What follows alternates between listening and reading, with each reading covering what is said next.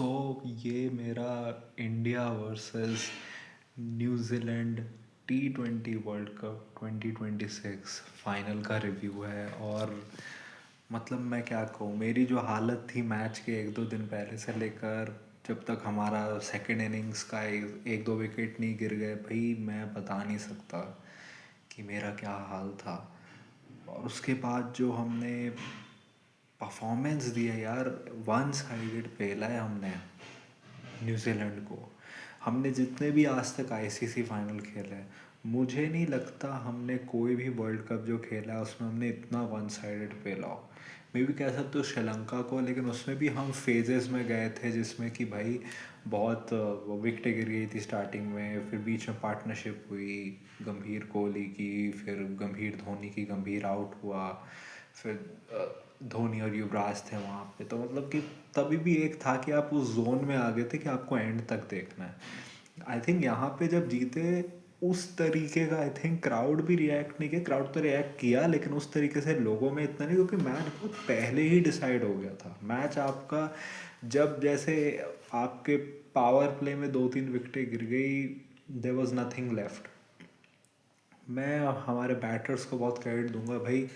या हम टॉस हारे, हम बैटिंग के लिए गए, और जितना मेरे को सूर्य की शक्ल देख के लग रहा था, वो कह रहा था कि मैं भी चाहता हूँ कि इंडिया, हम बैटिंग ही करना चाहते थे। ये शक्ल देख के पता चल रहा था कि नहीं नहीं, तुम बॉलिंग करना चाह रहे थे पहले।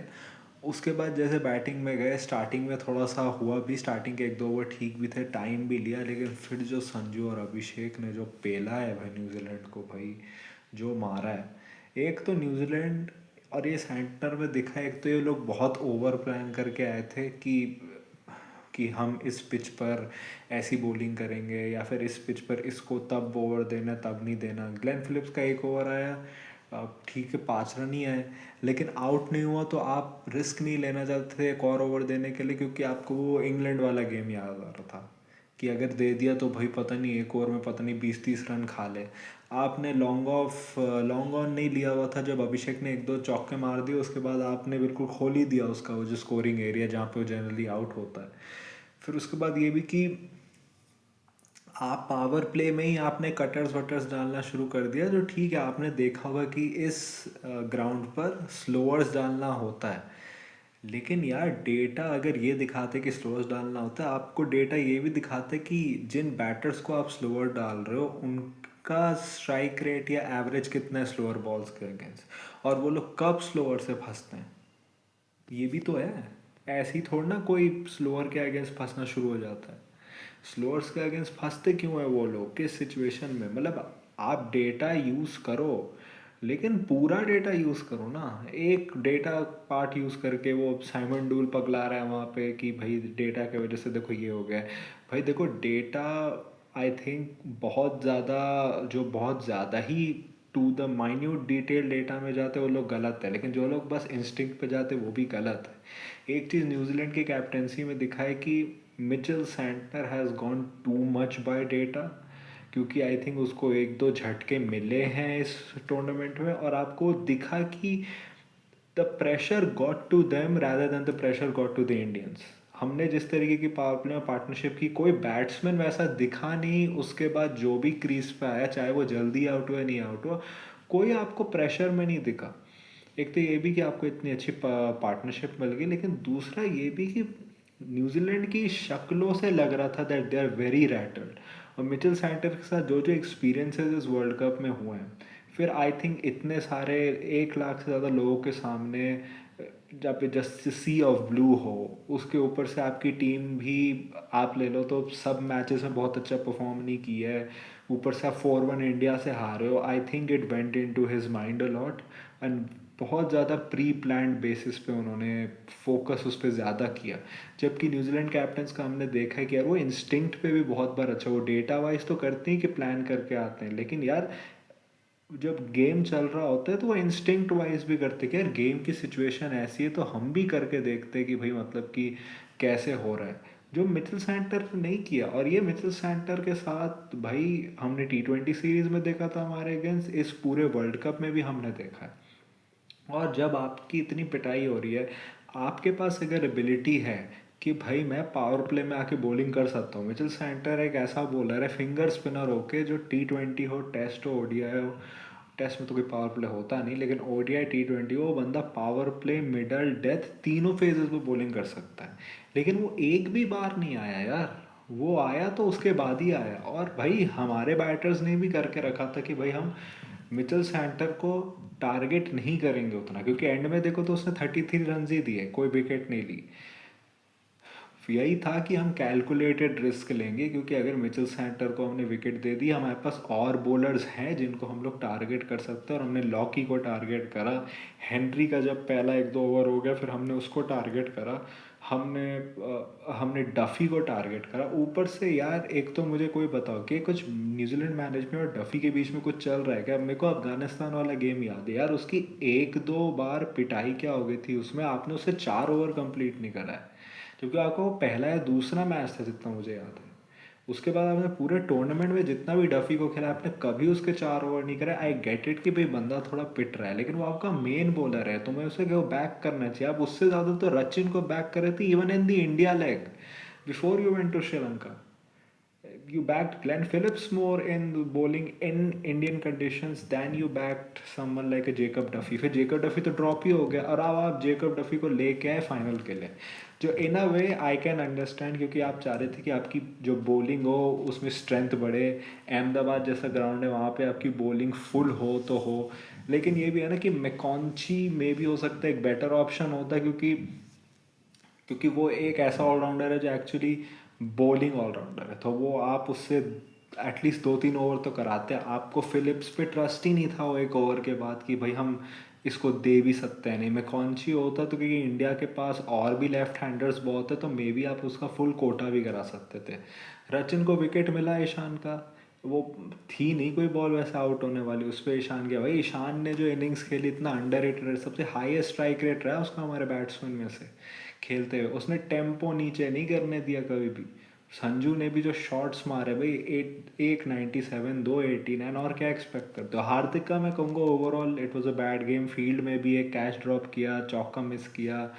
बॉलिंग में पहले ओवर में वो पिटा, लेकिन उसके बाद ही बोल्ड वेरी वेल। अगले 3 ओवर में उससे बस 15 रन ही दिए, और वो चैपमैन को उसने आउट कर दिया। फिर उसके बाद उसको फंसा के कभी स्लोअर कर रहा है, आउटसाइड ऑफ स्टंप रख के उसको, मतलब बिल्कुल दिमागी में फंसा दी कि मैं करूँ क्या। फिर उसने शॉट खेला, चॉप डाउन हो गया वो। लेकिन यार ये जो हार्दिक का है ना कि हर बॉल पे भाई मैं पूरे मतलब गांड का जोर लगा के मारूँ, वो ज़रूरी नहीं था इन पिचेस पर। जब ये पिच अच्छी कर रही है, आप देख रहे हो कि स्लोअर बॉल से लोग थोड़ा फंस रहे हैं, आप थोड़ा टाइमिंग पे जाते, थोड़ा सा जाते कि बॉल आ रही है मेरे आर्क में, फिर मैं हिट करूँ, और उसके वजह से ठीक है इन दी एंड एक चौका आ गया, एक छक्का आ गया, एक जो ऑलमोस्ट आउट हो सकता था। लेकिन तभी भी यू एक्सपेक्ट बेटर। तिलक भी आया, तिलक से भी बॉल लग नहीं रही थी। दूबे आया सूर्या के आउट होने के बाद। सूर्या भाई सुपला के लिए जा रहा था एंड ही गॉट आउट।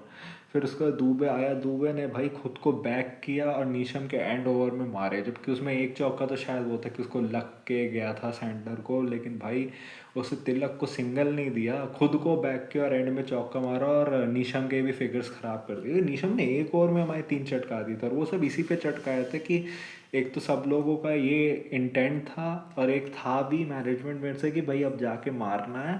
और नीशम ने वो स्लोअर्स और चेंज ऑफ पेस का करके बहुत किया था, जिससे हमारे बॉलर सीखे। मैं कहूँगा अर्शदीप ने पावर प्ले में सीखा कि भाई कैसे हमें तो थोड़ा सा टीम साइफट के आग के बाहर रखनी है। हार्दिक ने भी अपने लेटर ओवर्स में वो सीखा। बुमराह ने तो आते ही रचिन रविंद्रा को उड़ा दिया था। और भाई रचिन भाई तुमने विकटें ले ली, लेकिन विद द बैट तुमने कुछ नहीं किया। And they have to find someone else, क्योंकि भाई ना वो बंदा डोमेस्टिक में T20 में अच्छा है, ना वो बंदा IPL में अच्छा है, ना वो इंटरनेशनल में अच्छा है, ना वो T20 वर्ल्ड कप में अच्छा है। तो फिर आप कैसे कैरी कर रहे हो? चैपमैन T20 में उसने क्या किया है? ना वो कंसिस्टेंट रहा है T20 में, ना T20 वर्ल्ड कप में उसने किया है। मिचेल को आप इतना नीचे कर रहे हो, उसमें अर्शदीप की गलती थी जो मिचेल के साथ हुआ। लेकिन ठीक है, एंड में सबने हाथ वाथ मिला लिया तो अच्छा है। भाई बुमराह ने तो जैसे खोल दिया अभी एंड में, जो उसकी यॉर्करें हिट हो रही थी। न्यूजीलैंड उसकी बोगी टीम रही है और उसने इतना अच्छा परफॉर्मेंस दिया भाई, न्यूजीलैंड को पावर प्ले में हिलने नहीं दिया। उसने इतना रन रेट कर दिया कि उसके बाद कोई आ भी जाए तो उतना नहीं होगा। वरुण ने विकेट लिया साइफर्ट का, लेकिन वो भी ड्रैग डाउन थी उसमें। अगर वो पावर लगा के शॉट मारता तो छक्का होता। ईशान किशन ने क्या मस्त फील्डिंग की, जो कैचेस लिए।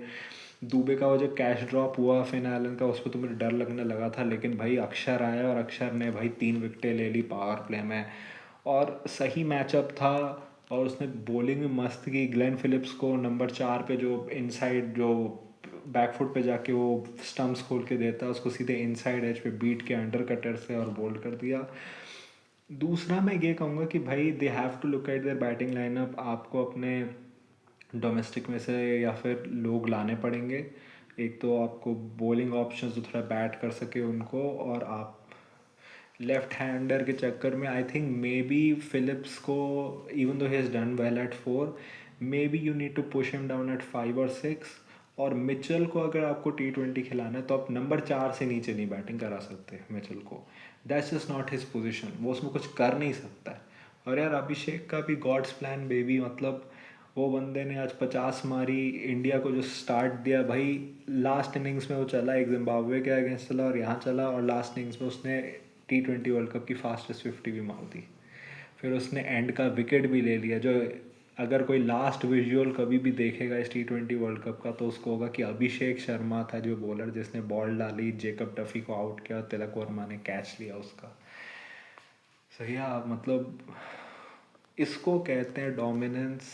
मैं चाहूँगा हमारी टीम ऐसे ही सारे टूर्नामेंट्स डोमिनेट करे, जिसको रोना है रो, इंग्लिश पाकिस्तानी फैंस, जिसको कोई भी है जो जो इंडियन ट्रू क्रिकेट फैंस है वो, उनको रोना है रोए। लेकिन ये इंडिया का दौर है। हम विमेंस में भी और जीतेंगे T20 वर्ल्ड कप, वहाँ भी चैम्पियंस ट्रॉफी जीतेंगे। यहाँ पे भी अगला जब ODI वर्ल्ड कप आएगा वो जीतेंगे हम भी फिर अगले T20 world cup, champions trophy सब। टेस्ट में भी अच्छा करने लगे वो भी। सूर्य कुमार यादव मेरी बिरादरी का आदमी एक T20 world cup winning captain बन गया, वो बहुत बड़ी बात है मेरे बिरादरी के लिए। दूसरा, गंभीर को T20 में मैं हमेशा कहा था he is, this is probably is best format, और उसने वो प्रूव किया। आई होप अब वो रेड बॉल में चीज़ें सुधारे। अगर उसको लग रहा है कि मेरे से रेड बॉल नहीं होती कोचिंग तो फिर छोड़ दे और ODI पे फोकस करे, अच्छा करे। उसकी प्रेस कॉन्फ्रेंस अच्छी थी स्काई के साथ, जो स्काई को अभी बिलीव नहीं हो रहा कि T20 world cup winning captain है, वो हंसे ही जा रहा था उसमें। लेकिन यही बात है, उसने एक्नॉलेज किया कि ODI में हम अभी वाइट बॉल साइड वैसे ही नहीं, क्योंकि हम पिछले 3 में से 2 सीरीज़ हारे हैं। तो अब आपको वहाँ पे पूरा फोकस करना है भाई। आई थिंक बुमराह और हार्दिक पांड्या जैसे आपने T20s में किया वैसे इनके साथ ODIs में करो। इन लोगों ने बुमराह ने तो उसके बाद 23 वर्ल्ड कप के बाद, और हार्दिक पांड्या ने चैम्पियंस ट्रॉफी के बाद एक भी ODI नहीं खेला टिल ये T20 वर्ल्ड कप ख़त्म हुआ। And I hope the same treatment happens कि ये लोग अब बस ODI खेले, T20 खेले जब ODI वर्ल्ड कप ओवर हो जाए उसके बाद। और बुमराह को भी भाई आप उन्हीं अपोनेंट्स के खिलाफ सब कॉन्टेंट कंडीशंस में उतारो, अगर साउथ अफ्रीका, न्यूजीलैंड, इंग्लैंड या ऑस्ट्रेलिया, वरना बाकी सब टीम्स के अगेंस्ट सब कॉन्टिनेंट में बुमराह को मत उतारो। एंड इन्हीं टीम्स के अगेंस्ट अगर आप फॉरेन जा रहे हो तो उतारो, वरना बाकी सब टीम्स के against do not waste his prime. और हार्दिक पांड्या का भी सेम है भाई, उसको भी अभी T20 खेलने को कोई ज़रूरत नहीं। अभी आप रेड्डी को चांस दो, अभी जो जो IPL में अच्छा करेगा उनको चांस देना आप। और अब क्योंकि दोनों विकेट कीपर बैटिंग लाइनअप में खेल रहे तो आपको हो सकता है एक ओपनर लाना हो एज अ बैकअप टीम में। मे बी आपको तिलक, रिंकू और जो आपके फिनिशर्स है उसमें से डिसाइड करना पड़े कौन एक फिनिशर है जो टीम में रहेगा। तो दिस इज़ एक्साइटिंग टाइम्स। इस IPL पे बहुत लोगों की स्पॉट्स का है, फास्ट बॉलर्स का है।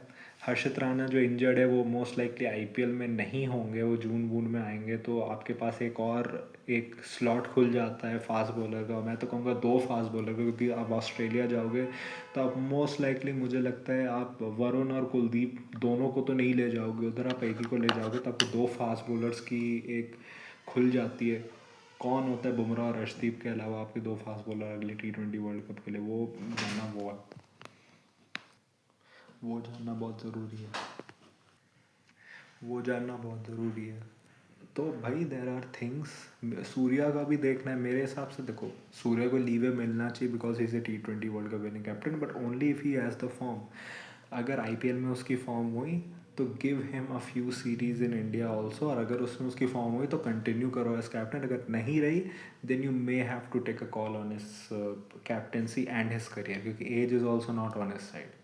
तो आई थिंक ये आईपीएल बहुत लोगों के लिए बहुत मायने रखेगा। संजू ने तो अपनी स्पॉट वो कर दी है भाई, नॉकआउट्स में जो उसने रन मारे उसने विराट कोहली का रिकॉर्ड तोड़ दिया एक इंडियन ने, और जो उसने मैचेस खेले नमीबिया के अगेंस्ट भी अच्छा स्टार्ट दिया, जिम्बाब्वे के अगेंस्ट भी पहली बार हुआ था कि टूर्नामेंट में जब तक वो जिम्बाब्वे मैच होता आपकी ओपनिंग पार्टनरशिप ही नहीं चल रही थी, वो फाइनली उस मैच में क्लिक हुई, आपकी 50 से ज़्यादा की पार्टनरशिप हुई। फिर उसके बाद वेस्ट इंडीज़ वाला तो अनरियल चेस, सेमीफाइनल्स में इतनी अच्छी नॉक, फाइनल्स में इतनी अच्छी नॉक, मतलब संजू का यही है, उसने कोर्ट भी बड़ा फायर दिया था उसके बाद मैच के बाद। बस यही है कि अब संजू की T20 में तो जगह फिक्स हो गई। आई होप ऋषभ भाई काम कर रहा है, संजू और ईशान को देख के सीखो भाई। ईशान किशन हम जानते कितना बुरा था, कितना T20 में उसको खिलाते, स्पिनर को खेल नहीं पाता था, डॉट परसेंटेज इतना ज़्यादा था, नो स्ट्राइक रोटेशन, बंदा एक्सप्रेस पेस के बॉलर्स को नहीं खेल पाता था। देखो यार, उसके वजह से वो बंदा ओपनिंग में भी चला वर्ल्ड कप में, बंदा नंबर 3 पे भी चला, उसने मोमेंटम रखा, उसने स्टाइल ऑफ क्रिकेट खेली जो इंडिया चाहता है। आप भी सीखो यार, आप अगर T20 में आपको जगह नहीं मिल रही, आप अपना ओडीआई में बैकअप जगह तो मत खो, स्पेशली जब आपकी कोई गलती नहीं है, लेकिन you are working with Yuvraj, go work with him, और आप अपना रखो यार ओडीआई टेस्ट में एटलीस्ट। दूसरा भाई, कूडोस टू दिस टीम, सबका कंट्रीब्यूशन, एक वॉशिंगटन को छोड़ दो, वॉशिंगटन ने भी जयंत यादव वाला काम तो किया ही कि मैसेजेस पहुंचाए, वरना बाकी सबका कोई ना कोई तरीके से ना किसी मैच में, चाहे फील्डिंग हो, रन्स हो, कैचिंग हो, ऑन ग्राउंड फील्डिंग हो, बॉलिंग हो, कोई ना कोई मैच में कोई ना कोई कंट्रीब्यूशन रहा है।